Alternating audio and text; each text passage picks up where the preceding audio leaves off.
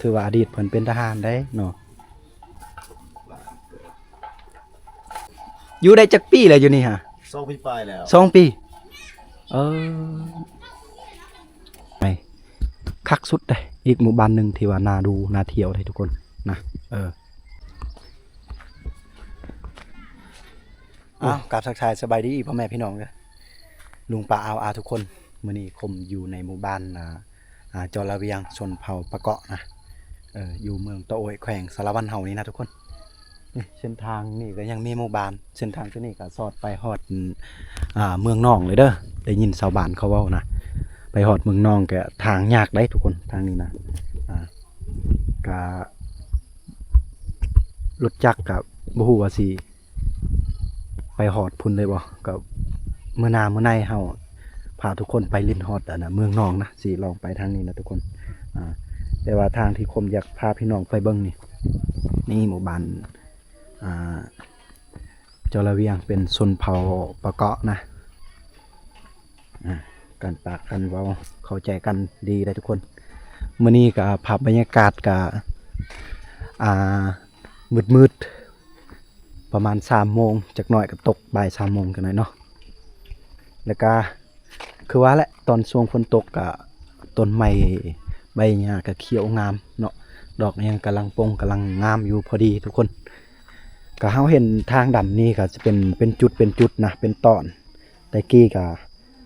ทางดำไปหอดเมืองตะโอยเลยได้เส้นทางนี้ก็เข้าสู่เมืองตะโอยเนาะแล้วก็อีกเส้นทางตรงเนี้ยจะไปเมืองเมืองนองก็ได้นะแต่ว่าส่วนน้อยแล้วเขาเที่ยวทางนี้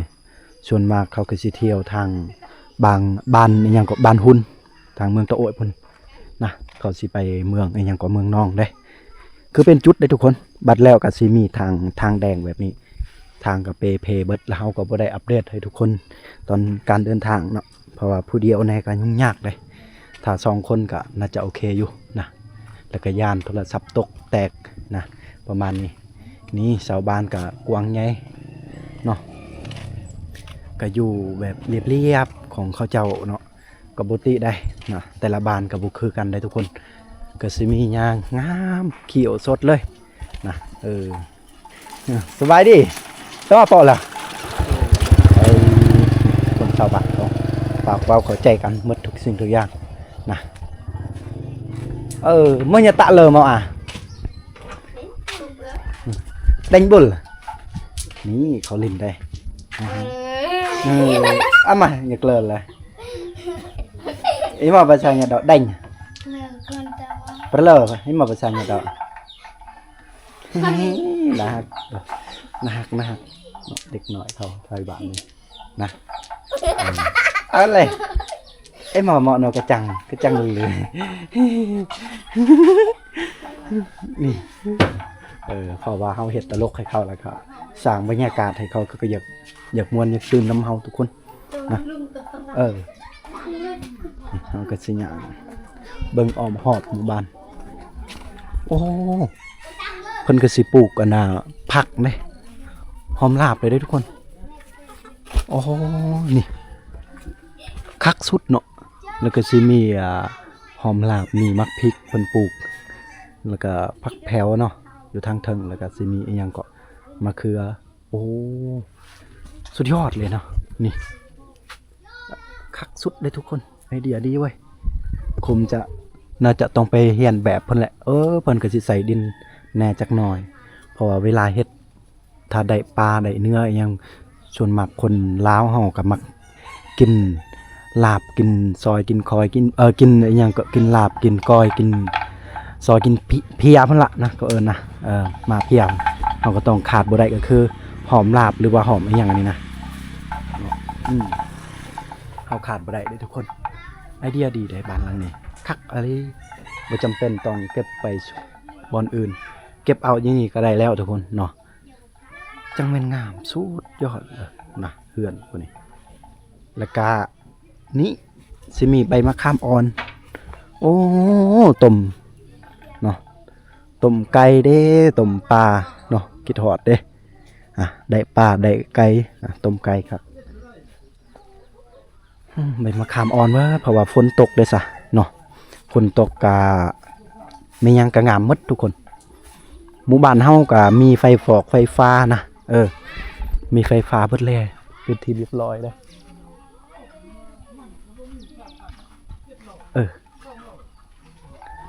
นี่ทางนี้กับภูผาป่าไม้งามอีหลีเนาะอ๋อสอนเด้นะหมู่บ้านเฮากับบ่ค่อยหลายครอบครัวดอกเนาะแต่ว่าคมมักอันน่ะหญ้านี่หญ้านี่เขียวๆบางบอนบางบ้านก็จนได้ปลูกได้หญ้านี่นะบ่เกิดบ่เป็นได้นะแต่ว่าทางบ้านเฮาก็มีแล้วได้ทุกคนสุดยอด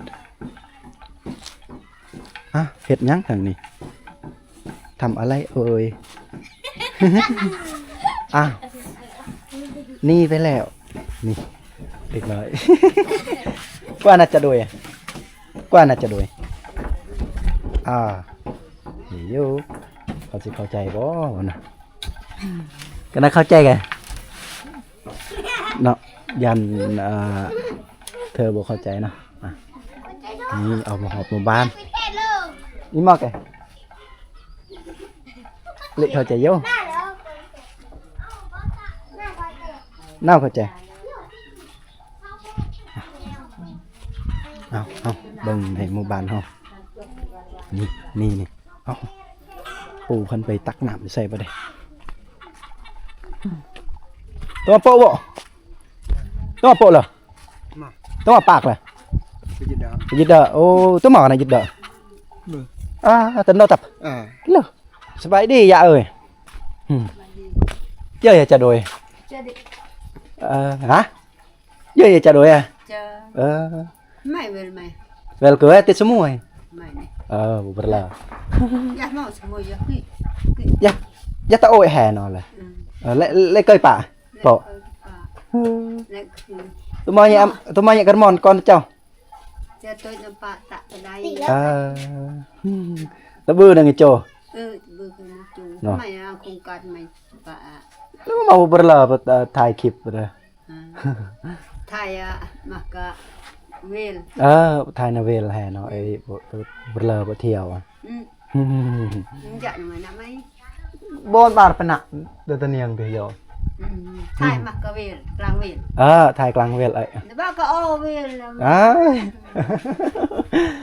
นะทุกคนเฮากำลังล่มนำไม่ในเวรนะคะเอาไว้ทายหญ้าเพิ่นเนาะเพราะว่าส่วนหลายก็ตอนเที่ยงจังซี่ก็เขาบ่ค่อยสู้อยู่เนาะมีแต่คนเฒ่าคนแก่เฝ้าเฮือนเฝ้าลูกเฝ้าหลานเฮาก็ถามว่าลูกหลานไปไสเขาก็ไปให้ไปนาเบิดเนาะเมื่อเขาไปให้ไปนาเบิดแล้วก็ตอนแรงเพิ่นแหละเข้ามานะนั่นก็ลมน้ำแม่หญ้าเพิ่นนะน้ออยู่ดงขยะอยู่น่าทุกอย่างทำผ้าเอาเป็นก็มังนักเจตอุ้ยอับนักเจตตัวดูนะมันปนักกินกี่ไอ้ผมไปเล่าไว้เนาะเขาสิขอบยาเพิ่นมาลินมาส้มชาวบ้านเฮาก่อนนะมาเยี่ยมยามหมู่บ้านเฮาอีกเทื่อนึงนะ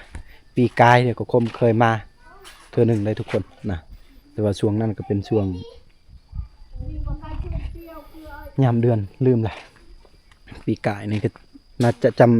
ถ้าจำบ่ผิดก็จะเป็นช่วงแรงๆเลยทุกคนเนาะยามเดือน2 หรือ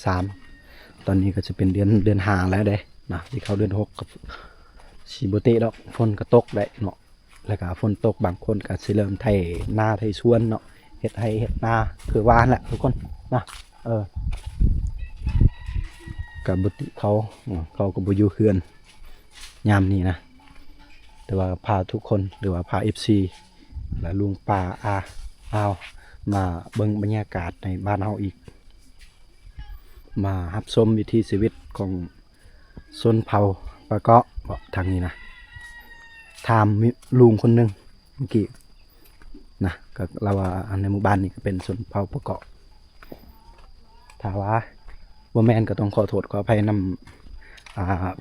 บรรดาพ่อแม่พี่น้องและลูกป้าในบ้านนี้นะจะเป็นถ้าว่าบ่แม่นเผ่าปะเกาะหรือว่าเผ่าอีหยัง แต่การปากกันเว้าก็ส่วนมากก็เข้าใจนะแล้วก็บางคำก็บ่เข้าใจได้นะโอ้โหหมักมีเผินพี่น้องสุดยอดเลยข้างๆนี่มีมะม่วงหมักมีเต็มเปียบดอกป้อโธ่นี่เต็มแต่หมักบีเพิ่นหมดเนาะแล้วก็หอมกุหลาบดอกกุหลาบเนาะนี่ป้อโธ่นี่สวนโอ้โหคักอยู่ข้างๆเพิ่นก็มีแต่มีหมักม่วงอีหยังก็ชาวบ้านนี่เบิ่งตามเบิ่งแล้วก็บ่ธรรมดาเด้แล้วก็เป็นบ้านที่ดุมั่นเนาะ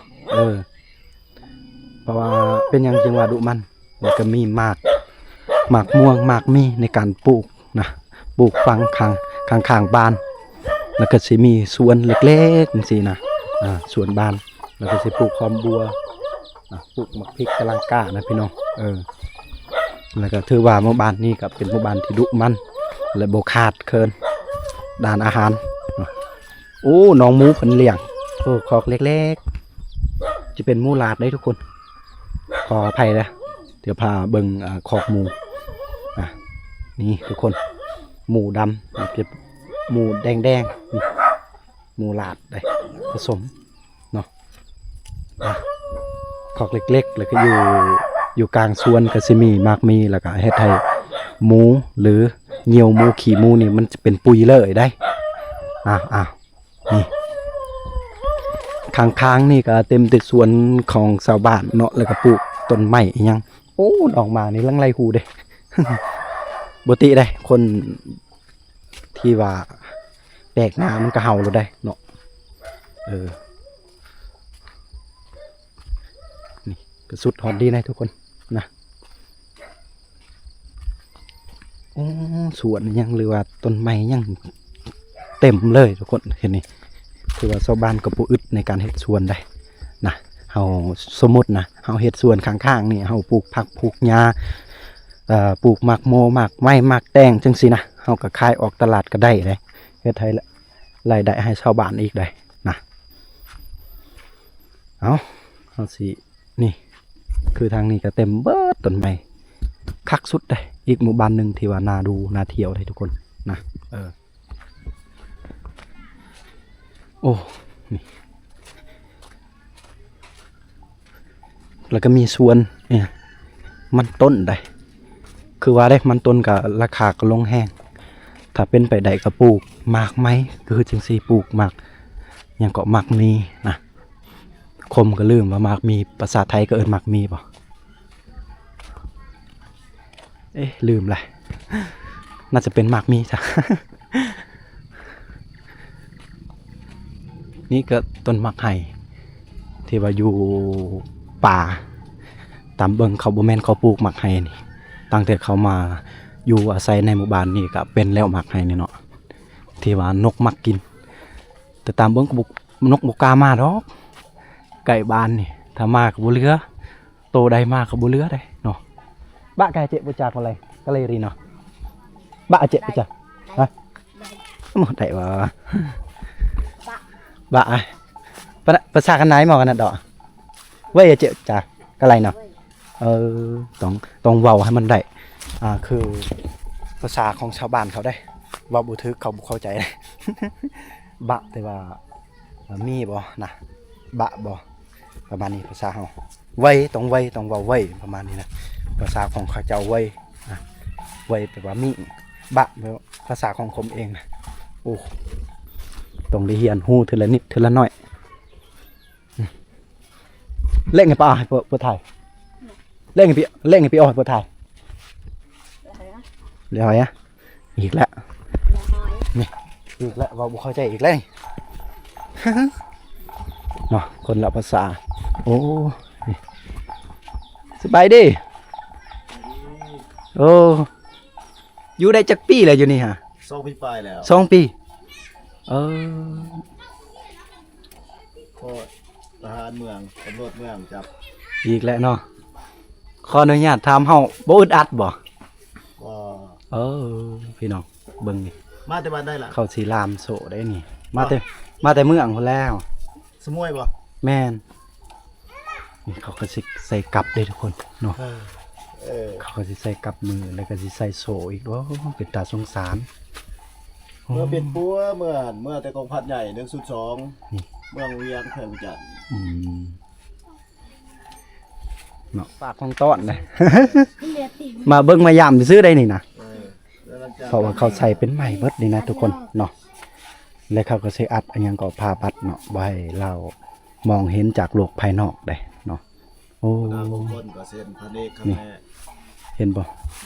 ทางนี้ก็สิเป็นใหม่เบิดแต่ว่าเขาอัดผ้าบัดนะบ่ให้เราเห็นโลกภายนอกเลย แล้วก็สิอยู่กองตาราง กล่องตารางเฮือนเขาเองได้นี่เนาะนี่จะเป็นเฮือนของเจ้าของ เด้อล่ะเด้อ อันนี้แหละเขาเฮ็ดอนาเฮ็ดฮีดยังบ่ดีได้นะเขาเป็นป่วยอยู่ก็ไป เป็นได้กองลวดน่ะมาบ้านแล้ว กันไปหาหมอดูหมอเยาอิหยังเขาก็ไปเยา มาบ้านเลยบ่ ก็ยังบ่ดีได้ฮะ กองลวดมาบ้านเลยบ่ จักเลกองล้วนผู้ใดน่ะ ฮะ บ่จักนะ เมืองสมวยน่ะมาเป็นทหาร แต่สงสารเด้อันนี้ก็เด็กๆนี่ให้กำลังใจ เขาค้างไว้จังซี่บาดก็หมอเลยแกบาดก็หมอ 2 ปีป่า 2 ปีปลายเนี่ยป้อบาดก็หมอติกันน่ะดอก บ้านหมอ นี่2 ปีปลายเลยได้ทุกคน เดือ ถือว่าเพิ่นปากเว้ายังได้ เฮา เฮา ก็ ก็โอ้เฮาก็บ่ เหตุการณ์น่ะ เฮาก็บ่กะ เข้าบ้าน แน่นั่นบ่ เข้าบ้านเขาร่วมสู้บ้าเขา เอ ร่ว อ มสู้ร่วมเจ้าบ้า เออ บ้าให้กิน เนาะ เอาละว่าบ่ได้เอาห้าม อืม เอาไปตีเฮือน โอ้ ใจสิขาดไปตีเฮือน อืม ว่าเจ้าจะเว้าได้ดันเอาตีเฮือนตีคนจะน้อยบ่มีเวียกเขาไม่เป็นปัว โอ้ ทุกลาดเลยเบิ่งนี่แล้วครอบครัวพ่อก็เฒ่า เออ แม่ก็เสีย เออ เอาละว่าหาความช่วยเหลือในเมือง อืม ก็บ่มีไผสวย อืม คนนั้นตีหัวมัน อืม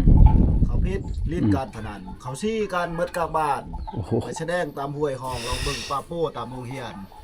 เวลาถ่ายนักถ่ายเบาก็ถ่ายอยู่ในเลยบ่ขออนุญาตถาม แม่น โอ้ อยู่ใน 2 ปีได้ เออ เวลาถ่ายนักถ่ายเบาเพิ่นก็สิถ่ายอยู่ในเลยได้ทุกคน ไอ้เมือง โอ้โหเป็นตาสงสารเนาะ สายบุญมีหันเมืองหน่วยมันเป็นทหารอยู่ตัวมาโทษบุญมีไปเบิ่ง อืม ไปเบิ่งสายกระหู อืม เห็นบ้านเกิดโอ้มาแต่กองพัดใหญ่ซ้ำนั่นห้อยโถซ้ำนั่น เอามื้อหน้ามื้อในเฮามาแล้วเฮาสิมาฝากของตอนเด้อ ขอบใจเด้อ มื้อนี้เฮาบ่มีหยังเด้ แม่กันเป็น มาลิ้นครั้งแรกก็บ่ฮู้เด้นะ รู้อีกกี่ตีเข้ามานะ เออ เพิ่นก็เว้าลาวได้เด้ เอาเกิดอยู่สะดำผลอยู่บ่อยผลเกิด ก็สิขออภัยนํทุกคนเนาะการถ่ายหนักถ่ายเบาก็อยู่ในเลย นี่ก็เป็นเจ้าของเพื่อนเขาก็อยู่นี่จะเป็นอ้ายน้องเขาบ่หรือว่านี่เพื่อนครัวเขานะโอ้โหตัวหมอกันไปอันแล้วก็ไปอันก็ทหารเลยนี่เออล่ะอีป่ะมาลูกเอ้ย โอ้อดีตเป็นทหารเอลี่เนาะ เออ โอ้ถือว่าอดีตเพิ่นเป็นทหารได้เนาะ ออกแล้วครับ เออ ว่าบ่ เนาะย้อนนำสุขภาพเฮานี่แหละเนาะ เออ บ่อำนวยความสะดวก นี่แนว เนาะ เบียด นี่พอเพิ่นผู้นี้ก็อันนี้อ้ามอันไหนนี่ ปากมือกับห้องไห้ เขาก็ยังให้ยาสูบยา เอ้ยพอก็เข้าแล้ว นี่พอเนาะ ใส่แทงเพิ่น บาดกระหมอเลยแกอ้ำ บาร์กโมตรีจ้ะ เออ ทรงสินุ่ง มาเลยมันสั่ง เขาบ่เปลี่ยนให้ อ้ำหน่อยสั่งนี่พอเท่านี่ก็คอยรับใส่เนาะคอยรับใส่ลุงเพิ่นเรือนาบ่าวเพิ่นเนาะแต่เท่าก็เอาน้ำเอาในยังให้กินโอ้ก็บ่ฮู้สิเฮ็ดได้แหละเฮาก็มีแต่ได้แต่เบิ่งซื่อๆได้พี่น้องนะถ้าพี่น้องทางคลิปนี้ เบิ่งหรือว่าสามารถสิแก้ไขแนวใดก็แนะนำกันได้ได้ ฉุกเลย เขาไปแก้ฮีตไปแก้อิหยังไปเบิ่งหมอดูหมอดาวเบิ่งเรียบร้อยแล้วบ่พ่อบ่ แมว แต่ยังบ่ดีเนาะ ไก่5ตัวไก่ เอาแหละ หมู2ตัวห เอ มู อ 2ตัวงัวตัวหนึง ก็ยังบ่ดีเนาะอืม วันนี้ชาวบ้านรักซีนรักตอนรักเคย อีกแล้ว เอาเฮาเดินไปก่อนทุกคน เดินทางปลอดภัยได้ เด้อทุกคน คือว่าแหละอันแท้จริงเขาก็ฮู้รายละเอียดน้อยนึงนะมันพอเพิ่นนะพอเท่าก็เขาแก้ฮีตแก้ของเพราะว่าความเชื่อเขาคือเชื่อผีนะก็เลี้ยงผีไปเบิ่งหมอดูหมอเดาไปหาครูบาเนี่ยอาจารย์พุ่นละมาเป่าอิหยังก็บ่ดีคือเก่านะทุกคนนะบ่ฮู้สิเฮ็ดแนวใดถ้าผู้ใดที่ฮู้แนะนำได้นะก็เลยสุดความสามารถจนบ่มีเงินบ่มีคำแล้วก็ค้างไว้เนาะค้างไว้อยู่ในกองตารางเฮือน2 ปีนะเพิ่นก็บ่มีลูกบ่มีเมียได้เนาะแต่ว่าอดีตเพิ่นก็เป็นทหารอีกได้เนาะเขาก็ยังใส่กับมือนะถ้าบ่ใส่กับมือเพิ่นก็สิมางเฮือนมางบ่แม่นมางเฮือนมางคอกเนาะเพิ่นสามารถมางได้เด้แล้วก็ตีนเพิ่นเขาก็สิใส่โซ่เด้โอ้น่าสงสารจริงๆทุกคนตัวนี้เพื่อนในบ้านเฮาอำนาจการปกครองเฮาอยู่นี่เลยเนาะ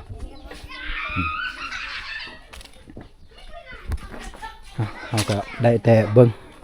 เฮาก็เป้าหมายเฮาก็คือมาเบิ่งวิถีชีวิตของชาวบ้านนะการทำมาหากินของชาวบ้านเฮาก็สิมีรถอีหยังก็รถดุดได้เนาะเขามาพักเสาอยู่นี่มาไว้อยู่เรือนในบ้านนี่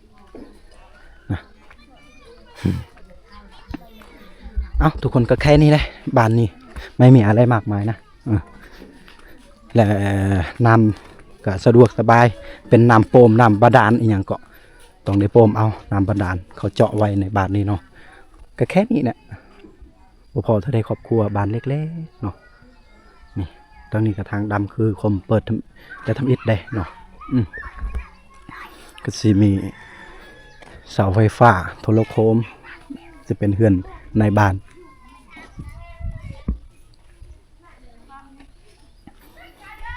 คมมักในหมู่บ้านนี้ก็คือ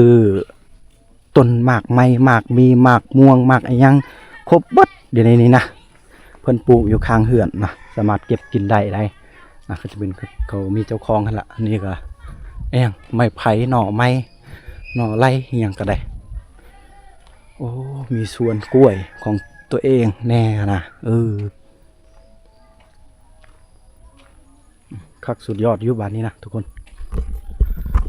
เอาเด้อสำหรับในคลิปนี้กับโอมียังเด้อทุกคนนะขอบใจพ่อแม่พี่น้องและลุงป้าอาอาวและ FC ทุกคนที่ให้กำลังใจให้เบาคมผมมีกำลังใจในการทำคลิปตั้งแต่เริ่มหัดทำคลิปจนฮอด EP นี้นะกะทับบ่มีพ่อแม่พี่น้องและลุงป้าอาอาวทุกคนคมกับบ่สามารถเฮ็ดคลิปต่อไปขอบใจสำหรับคลิปนี้ขอจบเพียงเท่านี้เด้อบ๊ายบาย